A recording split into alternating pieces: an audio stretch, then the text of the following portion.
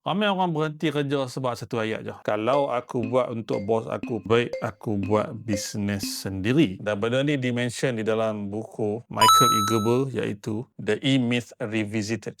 Penulis Michael Gerber sendiri panggil senario ni sebagai entrepreneurial Caesar. Seorang technician yang pandai buat kerja tiba-tiba nak jadi founder. Dia fikir bila buka bisnes dia akan bebas. Tapi dia tak nampak satu benda yang berbeza. Nak run bisnes ni berbeza dengan buat kerja yang dipakar. Sebab bila hang masuk bisnes, hang dah tak buat satu kerja. Hang kena buat banyak kerja. Hang kena jaga customer, hang kena jaga supplier, hang kena jaga staff, hang kena jaga accounting, hang kena jaga marketing, hang kena jaga cash flow yang suka membuatkan hang kena sakit jantung. Benda tu yang orang bisnes baru masuk akan nampak benda macam tu. Jadi bila semua benda ni jadi, bila hang buat bisnes, hang bukan sekadar jadi satu bos, tapi hang kena jadi 5 bos yang baru sebab hang kena jaga banyak department.